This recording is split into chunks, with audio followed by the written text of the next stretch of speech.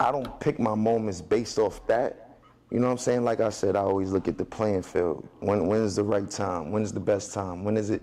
I feel like right now is the best time because it's space. Music, hip hop music has never been down like this, bro. You saw what they was talking about with the analytics and statistics from last year. They was like, hip hop not even in the top 200, even in the top 100. It's just not, you know.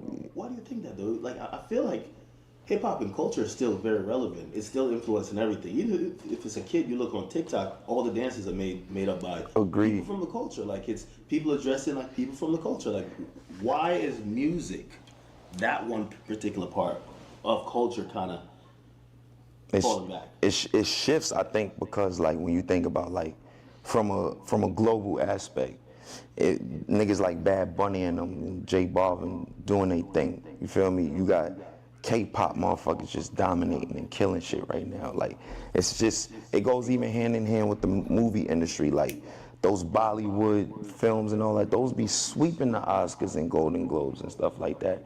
Sometimes it's really due to geographically where there's more people at by default.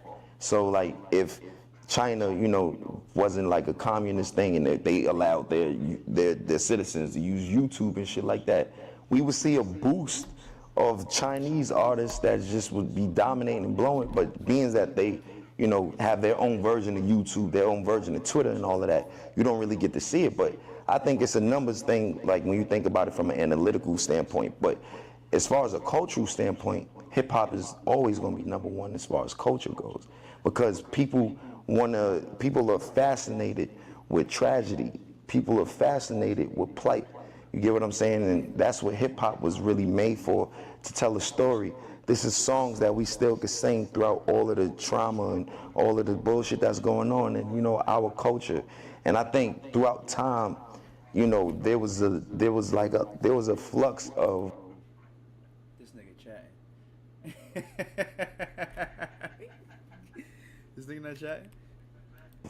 just different, you know, different subcultures and subgenres that sounded similar. Because if you think about dembow derived from reggae. You know, from you hear Shabba Ring from reggae.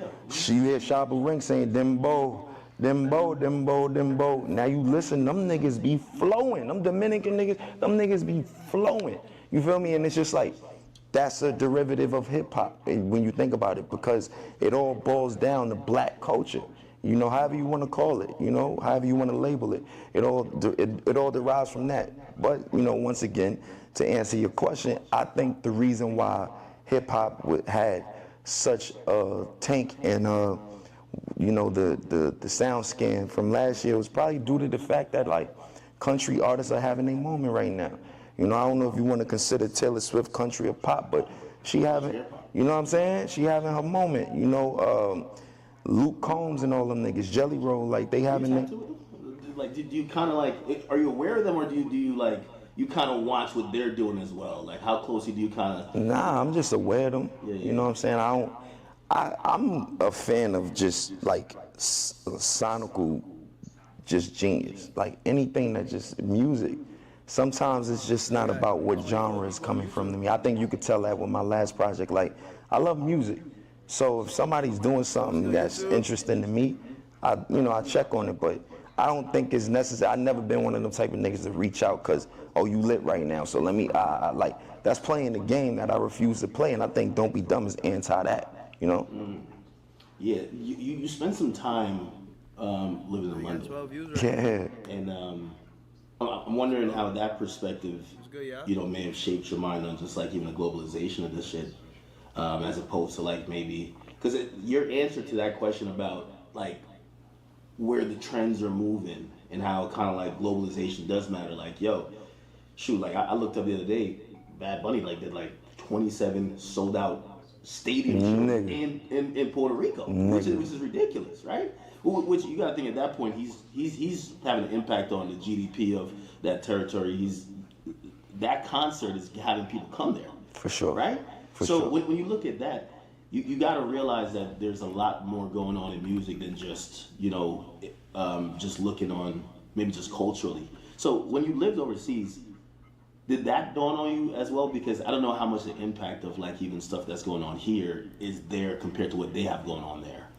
Well, back then, we talking about like 12, 13, 15 years ago when I was living in London type shit. I think that, like, I was always inspired by Portishead, Massive Attack. That's like trip hop and shit like that. And so I took notes from Jimi Hendrix. Jimi Hendrix was out here touring with the great, like he was with everybody, right? He was like backup. He would do, you know, guitar and basses for a lot of different like main acts and shit like that, right? And son went over there on some Madonna shit and just popped, and he went crazy over there. My first time going to London, bro, they rolled out the craziest red carpet for me, bro. What?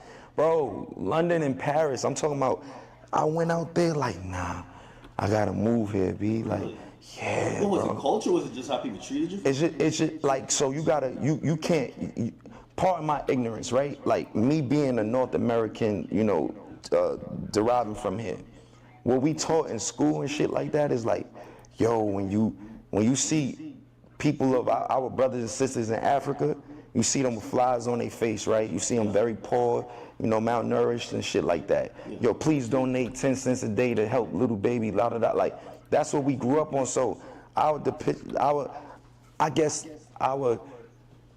depiction of like what Africa was what we were being taught in scholastic books and shit like that.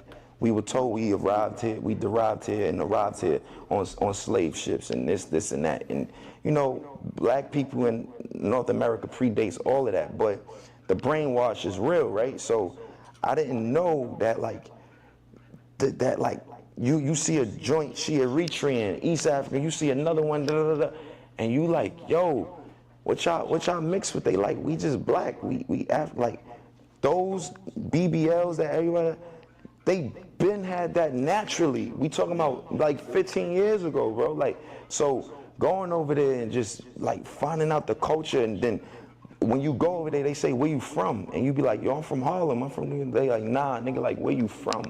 Oh. And then you just looking stupid.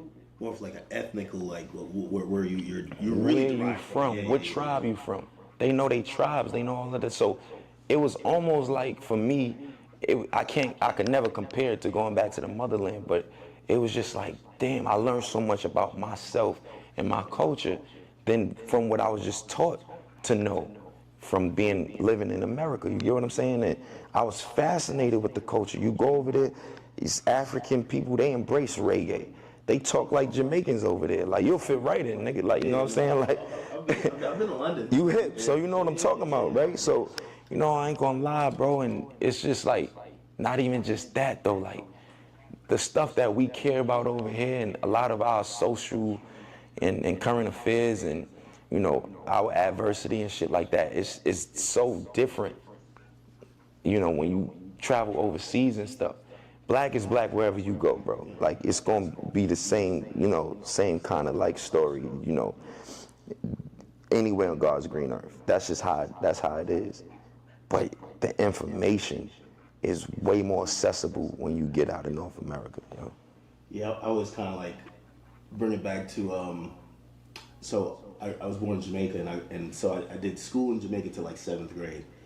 And when we learned about like geography and history, it's a very different thing than when I came over here and they were teaching us. It was like this one, like, hey, this is the whole history of the world. But back like in Jamaica, like, you're learning really about like, you get to understand a little bit not only about geopolitics but like other places, and you get to realize like where you're at is just not all it is. Like, I'm pretty sure kids nowadays, I'm pretty sure the African story is just like, all right, 2 sentences. Yo, there was some slaves there for Africa, but yeah, we're here. You know what I mean? And they kind of like simplified. So I do agree. When you go overseas, a lot of times the conversation and their outlook on things seem very much broader.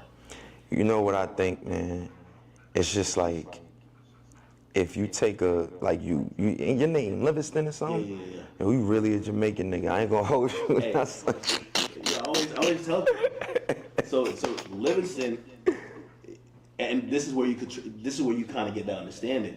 Like, usually when people bring up my name, they'll chuckle, but for me, it's normal. Nigga, my name is Thelston, nigga. Like, you be alright, nigga. It's Caribbean, nigga. So Livingston was actually like a famous, like, I think Duke or something from like London.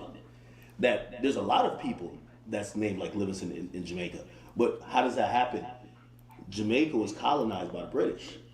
You get me? When you start tracing it back and you realize all these dukes that had sending their boats, and you start realizing your own heritage, right? For sure. And that kind of gives you the bigger perspective. I'm like, oh shit. I started looking up the duke that probably helped name, whether it was a slave or whoever, that I kind of derived from, my pops. For sure. And that made me start like, that's almost like now people could go on 23andMe. But when you kind of have that understanding that even a name has some historical reference, for sure, man. You really you really do the most about it. It's not by chance or coincidence, man. You know what I'm saying? This shit is like embedded. I mean, you just proved my point.